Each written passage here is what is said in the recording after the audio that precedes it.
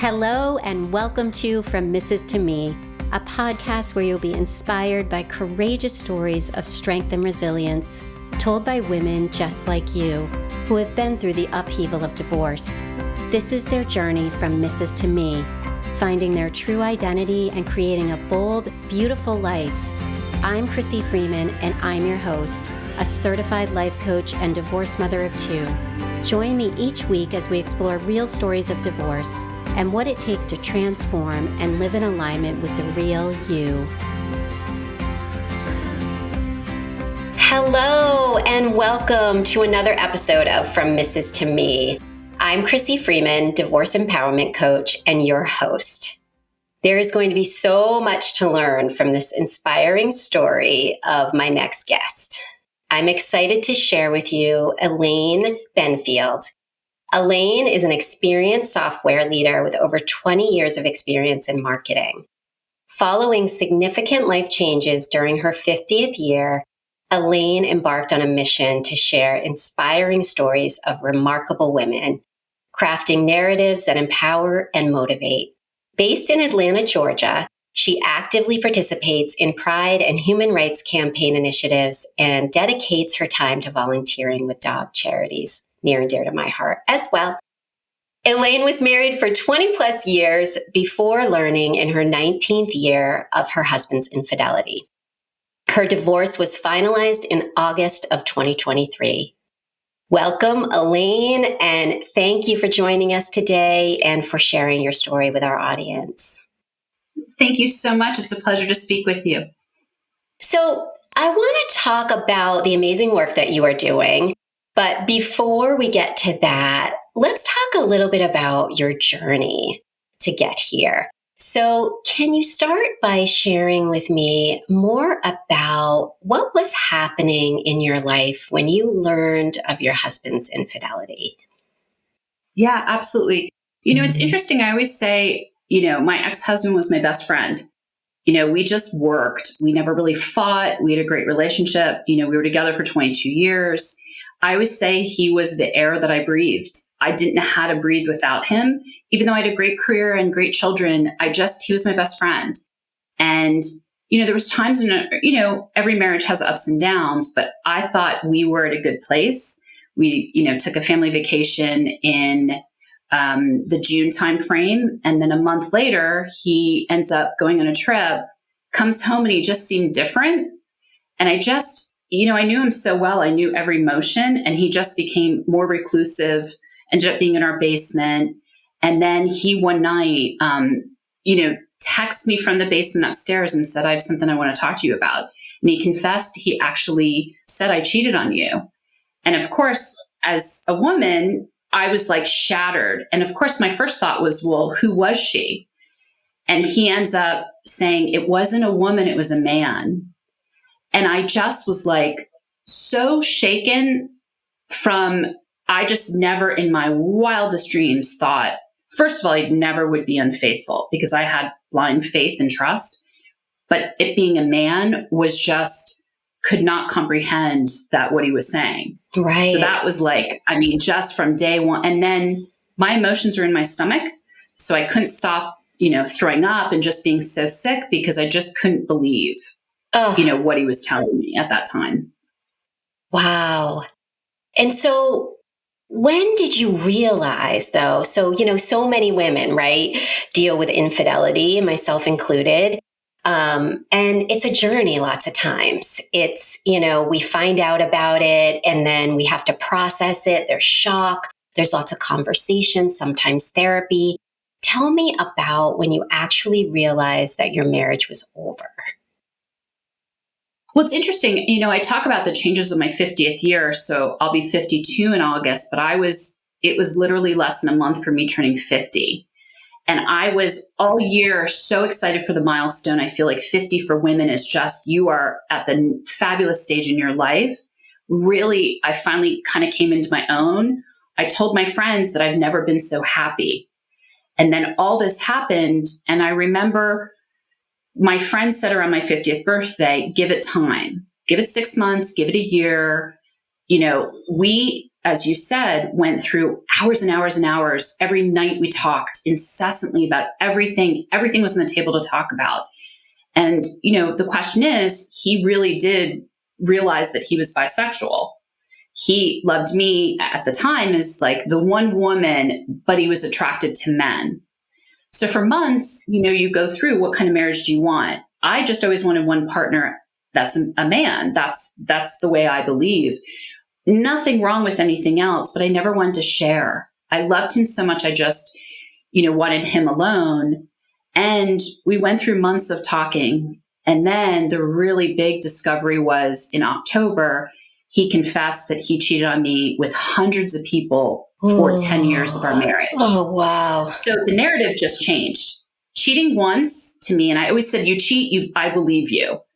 But I loved him that much that I really made that decision of, okay, if it was only once, I still to this day question, why don't you just rip the Band-Aid and tell me it was hundreds in July? But he didn't. He almost wanted to, in my opinion, wanted to navigate that to see. And it was, as you said, I started therapy. We talked about couples therapy. He went to support groups. I went to support groups and tried to figure out what's this new world. And it's just, in my wildest dreams, I never thought this would be my life. I was going to be married forever. My parents were married for 44 years before my father died. I just was going to be one of the couples that made it. And that was, to change your mindset from that was just shocking to me. Yeah. And that's why, a lot of these stories that women share, yourself included, are so impactful, because when we go through this type of shift, you think your life is on this particular trajectory, right? And then all of a sudden it's like, the brakes hit and you're like, what's happening? I don't even know where to go, what step to take next. And, so one of the things I wanted to ask you is, can you take me back to who were you at that time? Who was Elaine at that time? And yeah. Sorry, go ahead. No, go ahead. So it is an interesting, I always said my kids came first. I would say my dogs, in fairness, probably came second, or they were first, the kids were second. However, I always felt that I made sure everyone was okay in the family. I was that central unit. I lifted up my husband exponentially. He was an executive. I put everyone else first. That's just who I am, from friends, from work, from everything. And I work a lot. And it was at that point where I was worked. Thankfully, I had work. I never stopped working because it kept my mind going during the day. But I feel over the years, I really lost Elaine. I had this once before in my life where I was working and I was in Singapore, and I told my ex-husband, do you mind if I just stay a little longer? I'm here on a business trip. I went to the Maldives by myself. It was a bucket list. I wanted to go, and it was incredible. And I remember him saying, oh, it's a honeymoon destination. I'm like, I just need 6 days, 6 days to be Elaine. I'm lost. And that was, 6-7 years ago. So I remember having that moment where I'm mommy, I'm this, I'm that. The Elaine somehow disappears. And it's interesting, at the time, I had to almost, I had to redefine who I am. Who's Elaine without her husband? It was him and I. Our names were synonymous. We were a partnership. And all of a sudden, and I wrote blogs to myself saying, here's the pain you felt. But a lot of it was, I was defined by being his arm. We were united. And that was, I think, one of the hardest things, to not be able to say our names together. I remember that was defining for me, to be like, no, it's just Elaine now. And who is that? Who do I want to be now that I'm single? I'm not interested in dating right now. Like right now, I'm just trying to find out who this new person is around my children and around my dog. Like it's and friends and family, but it's so different, as you said, of what I ever thought my path was going to be. Yeah. And that's that identity piece, right? That happens with divorce, is you are defined by, I'm a married woman. I am a wife to this person, and I'm a mom and part of this family unit. And then all of a sudden, okay, wait a minute, I'm no longer a wife to this person, or I'm not going to be a wife to this person any longer. And now, instead of being part of this family unit, what is that going to look like? And I'm now a single mom. What is that? And what does that look like? And so that leads me right to my next question, which is really about this healing path to rediscovery for yourself after divorce. It's this, kind of the whole premise of the show, this Mrs. To Me. Tell me about that journey for you. Yeah, it's interesting. I'm super lucky. I have 3 kids and they rallied behind me. Obviously, we were very honest. I felt if you were cheating, they get to know you were cheating. They were 16, 17, and 23. And I have a stepdaughter and 2 other children. And I felt they rallied around me for me to figure out who I am, to figure out that I remember the first time on a forum, and I'm sure other women relate, that you have to go through separated. Yes. And then when you get divorced, you check that box of divorce. And I kept saying, there's another path. And why does divorce have to be a negative word? Right. Why? Because what I've realized is, oh my God, our relationship wasn't the way I thought it was. I had this image of us. He obviously didn't feel that way. He wouldn't have cheated on me for all those years. I'm in the anger phase of, why didn't you just leave me? Like why didn't you just leave me 10 years going, hey, I'm having these feelings, or tell me that I could have made the choice so many years earlier. But then I go and say, you know what? My kids survived. My kids were older. Is that a blessing? Is that the way it was meant to be? But that's where I just realized I'm in charge of me. I'm in charge of my future. I'm in charge of everything. At first it was hard, and I'm sure you felt the same. I used to always rely to ask questions and be like, oh, I wanted to do this. Do you think this or this? And I missed that partnership piece. But then I realized, did I ever really need his opinion? No. I'm more than capable to go, I like this paint color, but I always wanted that almost validation. You know what? I don't need validation. And I realized that I wake up happy every day.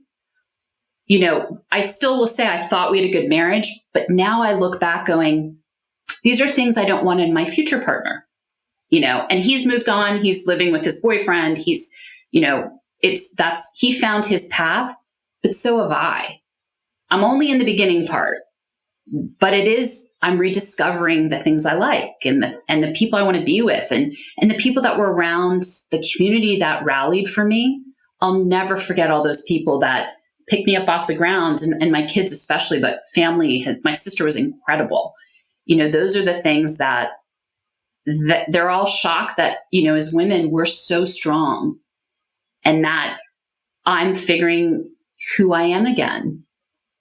As a happy divorced person, Right. And you're right. Your story is so beautiful. And there are people out in the audience who, are newly divorced and still processing some of this stuff. And what's beautiful is that, you hit so many nuggets that sometimes it takes a long time for people, they feel so stuck.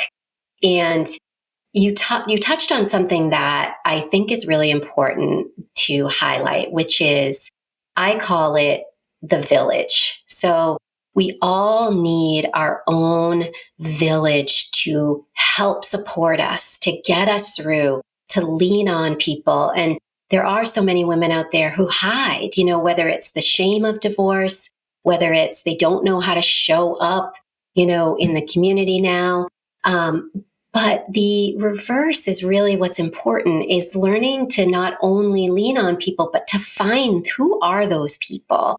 And so for you, can you tell me a little bit more about that? Because you started to touch on that a little bit, about the importance of your village and how this helped you to make the decision, number one, and then to feel, supported and like you could make some real significant changes. Well, I think it also adds to, you can't forget who was not there for you. So I just want to highlight, You do see who your friends are. And I'm sure I know there's some couples that are like, I don't want her here now because she's single. It's like, I've joked about it. I'm not after anyone's husband. Like, I can assure you, they're your husband. I'm okay. Right. But that changes a lot of the narrative. But, I was never embarrassed. I looked at it as like, this is the card I've been dealt. I was pretty honest with a very close inner circle. Of course, my sister and like very close, family, very close friends, and decided to keep it very kind of quiet for me to grasp. So in the fall, some of my like longtime best friends in the world, my high school girls, were like, wait a second, you're disappearing. They started seeing signs, and I kind of just was very high level, but I really had to come from, I would have wished I had a year, but I needed to do this between July and December. And I slowly let my world open. Some people, just were there and minimal, but then there was those core people that were like, we're going to help you. We're going to be by your side. Whatever your decision is, you'll make it, and we're behind you. And those are the people that every day I'd get a text from someone. And I have so many friends. I've lived in a lot of places, global friends. And everyone knew the more quiet I got, the more we better check on her.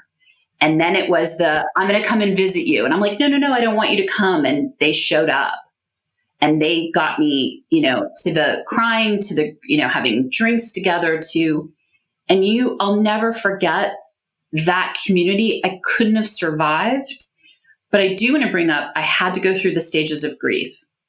I went through everyone. I went through the denial. I went through the, acceptance. I went through anger comes and goes. Everyone's like, oh, you're still angry. I'm like, yeah, there's going to be the betrayal and anger. And I don't know if I'll ever be 100%, but that's okay, because it's led me to where I am today. And if I am angry, that's okay. There's certain things that are out of my control. But I think going through those stages, pulling the right people in, if you have friends who are judgmental, you don't need any toxic energy. You've got enough going on, but pick and choose who can help you and pick you up off the ground. And your children. When you have children that are older, it's having, you're creating these humans. And my youngest son, said at one point, my lowest low, January 3rd last year, I couldn't get out of bed. My two children brought me food. And I looked at him, he opened the curtain at like 5:00 in the afternoon and just said, are you okay? And I said, I'm so sorry you're seeing me vulnerable. And this is a 16-year-old boy. And I said, I'm so sorry. And he looked at me and said, you know what, Mom, you've never been vulnerable. It's nice to know you can pick yourself up, and these are hard days, but you can do it. And I remember looking at him, he left my room, and I got up and took a shower and said, no one will ever make me feel as low as I do at this moment. And it's true. I've cried on and off. I've had my moments, but that was seeing my child go, hey, you're not Wonder Woman. Yeah. You are, because my whole life was protecting them to be like, I can do anything, whatever anyone needs, I can do it. And to have that vulnerability almost led to I do believe it led me to a closer relationship with all my kids. Yeah. Because they've seen the raw Elaine, which I'd never let them see before. Yeah. So that's, part of it. I know it's a long answer, but it's that kind of, exposing yourself and being honest, and not, as you said, I'm not ashamed.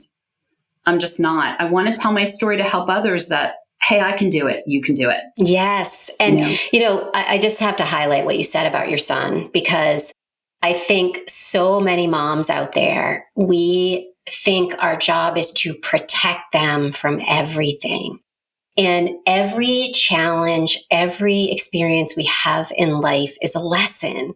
And so what can we teach them? How can we show up, good and bad, and just be honest and transparent with these humans that that's really what they want at the end of the day? Because how scary if you kind of disappear and you don't show them what's really happening and how you're handling it, good and bad and ugly, the whole thing.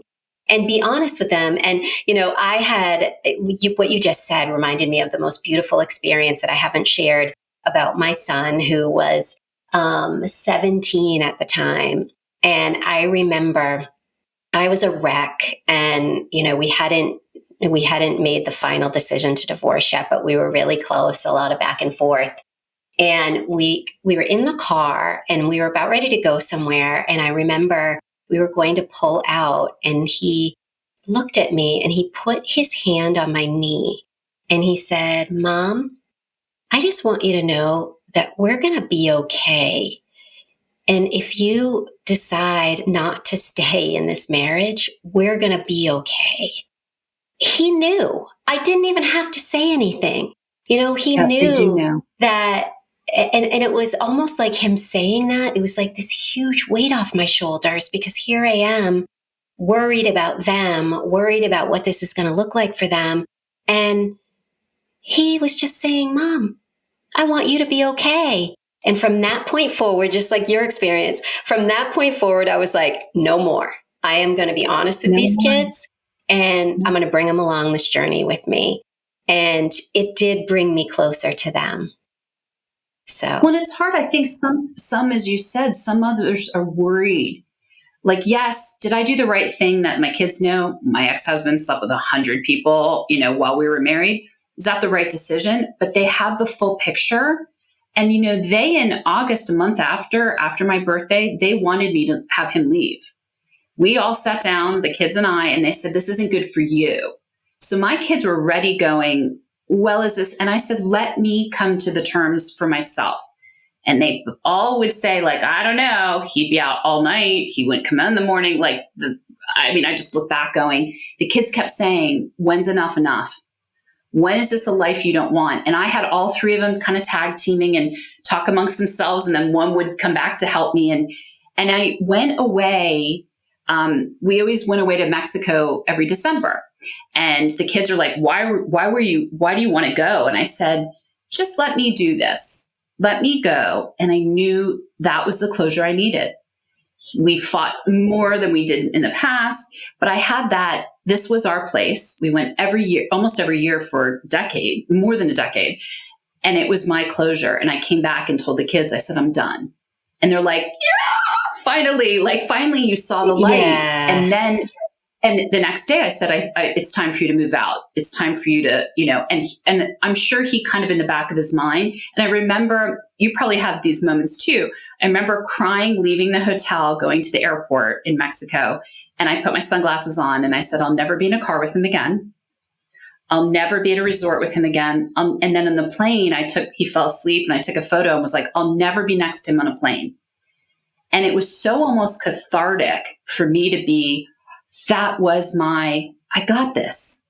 I had months to get through it. And you have to do, some people I was lucky, I found a lawyer in January and I was divorced by August. And that's incredible short timeline.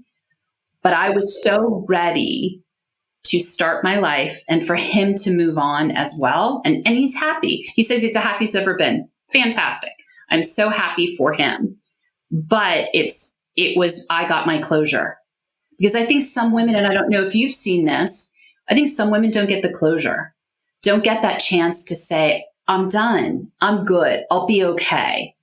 And I think what a gift for me. And I know my kids thought I was crazy. And then they're like, "You're smarter than this. And they knew they were like, "Oh, that's why you wanted to go." Yeah. I planned it knowing, and that's all I needed. That last trip. And what a gift you gave. You gave me chills when you said that about taking a picture of him because I felt the moment from you. And I posted on Instagram, by the way, and some friends were like, and the friends that were in my inner circle were like, "You're posting." And I said, "I'll always cherish these wonderful memories we've had over the years." And that's all I said. And my inner circle started texting, going, "Wait a second." And they're like, "You're done, aren't you?" Yep. Yep. And that was the moment that I was like, I felt this freeing, as you said, the weight off my shoulders. My inner circle was accepting of my decision. I tried the best I could. Can't say I didn't try everything. right. And then the kids were like, ready. We're ready to be just the four of us. Yeah. So beautiful because I'm telling you, I think that's a lot of what we need to hear as women is there are those circumstances out there where, your husband comes home and says, "I'm done. I have," whether it's another man, another woman, whatever the circumstance is. And it's like, whoa, this came out of nowhere. I wasn't expecting this. And they get stuck in that.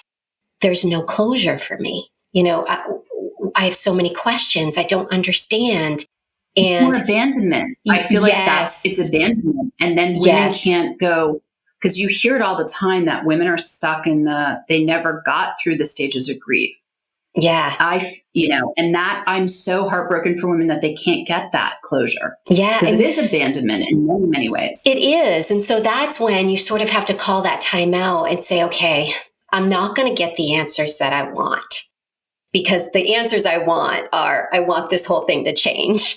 So that's not going to happen. So there's that, there's grief and the acceptance and, but you have to get there. It's a healing process, but it's all about healing first, I feel, before you can. And you can't speed it. No, you can't. I have friends, I'm like, don't skip a step. Yeah. You skip a step, you're going right back to the beginning. And it's so hard to explain to someone.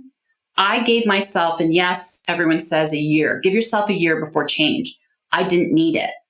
I truly pushed myself and did all the steps in my own time.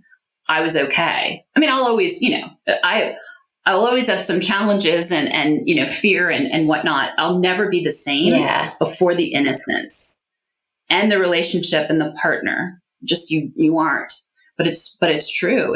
I just don't skip stages. Yeah. Go through them, take your time, take a breath, and figure it out. Because I think that's the biggest lesson I learned is, boy, take a moment for yourself. Yeah. And what can you learn? And and you're not going to learn it right away.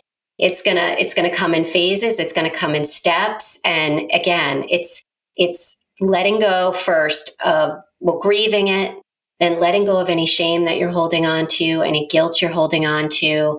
And then it's really doing the hard work. And so, you did some of that already up front before the divorce even happened. So that's fabulous. So I want to shift gears for a second, and I want to talk about so many women, either during challenging times, so whether that's divorce, whether it's the loss of a loved one, it becomes an opportunity where you can actually change your life. And sometimes it's these very difficult things that create opportunity for us. And so I want to talk about your pivot, because you've been this amazingly successful woman in your career. And you also now are doing this new venture, as I see the beautiful light behind you that says Herstories. I didn't plan the shirt coordination, by the way. I was going to say, the colors are... and my water bottle. I mean, I love blue, but I just came down and was like, oh, I really coordinated today. It's perfect. And you can see the blue back here. I love similar blue.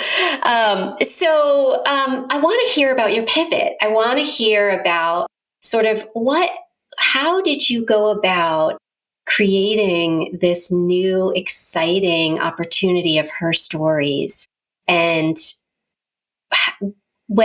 how did you walk into that fear? Because I think there is a fear, just like when I started this business of, oh my God, I'm going to put myself out here so vulnerably, in a way that I haven't before, from this, corporate executive to this coach, and now doing a podcast. So how did you get through sort of that fear and the imposter syndrome and all those things that go along with it to create this new Herstories? Yeah, it's interesting. So I caveat by, I still have a full-time job, work in tech and whatnot. But maybe 5-6 years ago, I have been surrounded by incredible women, no offense to men, but incredible women that we've had hurdles. Women that are in technology. I've been around all these women that first woman doing supply chain in a technology field, first woman graduating with this degree from whatever university. I started seeing these women that became my just fabulous colleagues, fabulous friends. And I remember thinking, we as women never talk about ourselves. Every time I say to a woman, and I'm the person that's like the cheerleader behind all my friends, you inspire me. And they'd be like, why do I inspire you? And I start seeing this pattern of women very rarely want to be promotional. They don't want to tell their stories. They want to be almost a little more reserved. And what I want to do and what I created was, once my ex-husband moved out, I turned his office into my podcast room. And I bought the rights to herstories.com because I was tired of histories. I wanted to be her stories. And so I ended up designing the sign. My 17-year-old son hung it. And I can't tell you how much it's given me to talk to women. My hardest day I've had where I've had to put a smile on my face, interview, and I'm sure you understand that as well, that you have to do the, hard work to try to, talk to someone else but every time I get off a call, I'm like, oh, that's another incredible woman that's now part of my world that I'm so inspired truly just by, women and what we've accomplished and how, there's hundreds of stories that are coming to me that there's always something. And I think women forget, I think people forget, you're inspiring for a reason. Everyone is inspiring. And what is that story to help others? Like if I can help one person survive a divorce, I've done my job. I have a trans daughter, I have a stepdaughter, I have friends that have survived cancer. I look at all these women that I'm like, how do they get up every day? And it's just been this honestly true labor of love, as you can tell by my, passion. But that idea was there, but it took the catalyst. And that's my, 17-year-old son said, wow, you've been talking about this. You did it. You had no fear. You were going to solve it. And my friends just all jumped into some of the episodes, and I'm, trying to do every Sunday one and want to reach, a milestone. I launched last March during International Women's Month. Oh, cool. So it'll be a year the end of March. And I feel I've just reached the tip of the iceberg with us. So yeah. Oh, that's so great. And our stories are so similar in that. So I still have a corporate job as well. And this is my passion. You're absolutely right about inspiring stories, that we all have to tell. And that's what I wanted from Mrs. to Me. Very similar of, if I can inspire one woman with one of these stories, then I've done what I need to do. And that is to inspire. And so I think, but also to really look at, we aren't just a mom. We aren't just a career woman. We aren't just a wife. We are amazing, beautiful beings that have so much potential. And sometimes what you said earlier was so me in my marriage, which was I used to look to my husband for the answers to everything. I would be like, okay, do you think I should do this? Do you think I should do that? And I've learned that I don't have to look to anybody else. Sometimes it's nice to have that outside voice and I can do that with people. But I learned that I didn't need that person to tell me what to do or how to proceed with my life. I get to do that. I get to write the script however I want to. And so to me, that's just such a beautiful thing. And it is. And it's also, you have, as we talk about our village, I don't miss asking those questions, knowing there was going to be a snarky response or a little bit of demeaning, or like, I didn't realize that I had, now I reflect, and therapy's done wonders to go, I felt belittled very often when I asked those questions. Now I just call a girlfriend, I call a family member, and I'm like, hey, what about that? Because sometimes I know I'm in the right direction, but I want more reassurance. But 90% of the time I don't even need it. And I think I've gotten the strength to go, I've got this. Yeah. I've got this. But as you said, there's other people that can answer those questions for you when you just need a little bit of do you like this or this? Right. Exactly. And Yeah. It's the same. Yeah.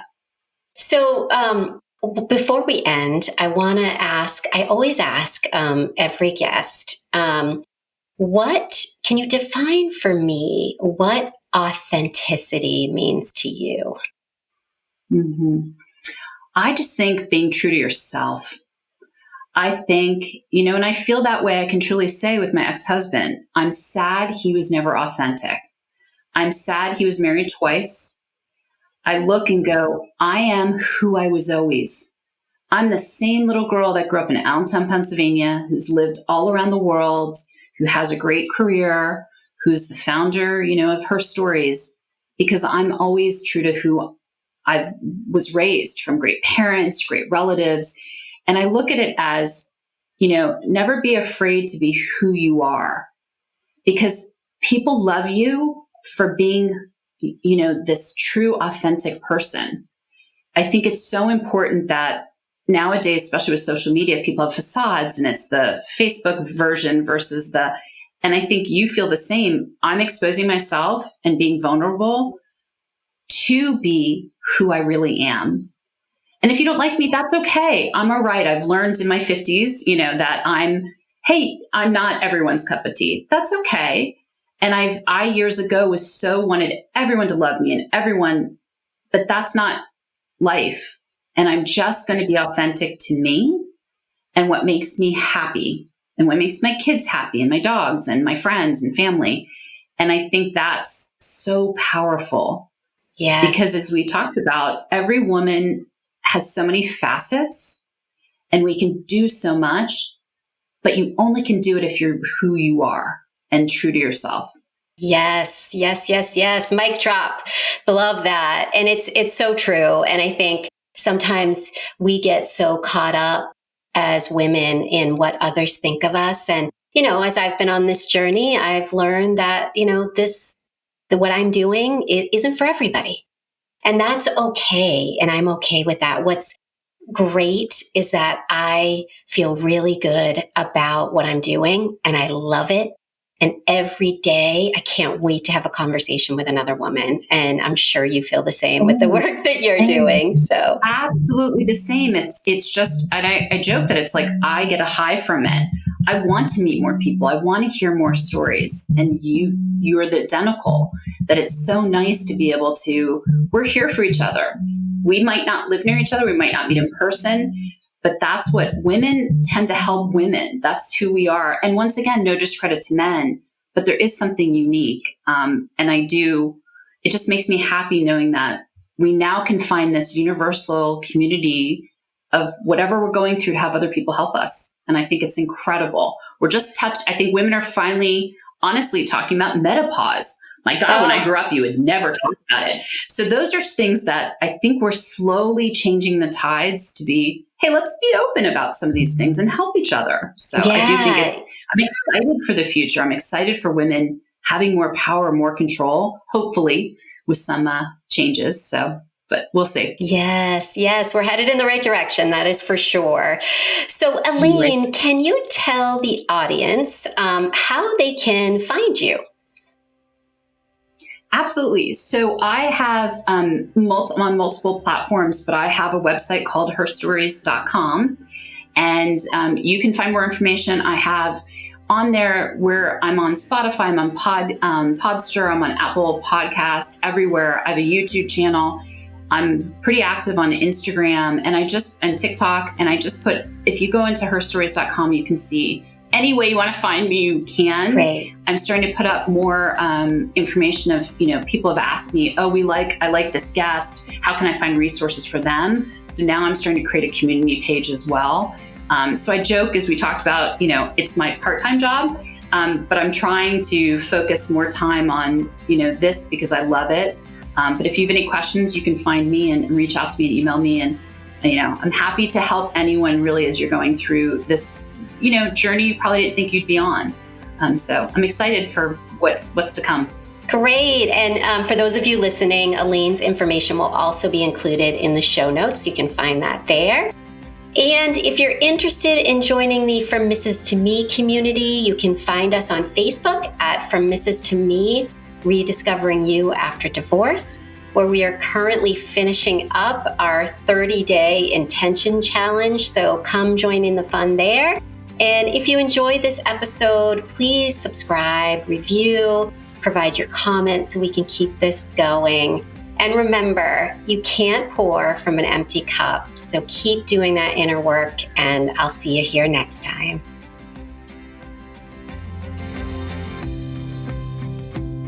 I hope you enjoyed another episode of From Mrs. to Me, real life stories of real women and their journey of transformation after divorce.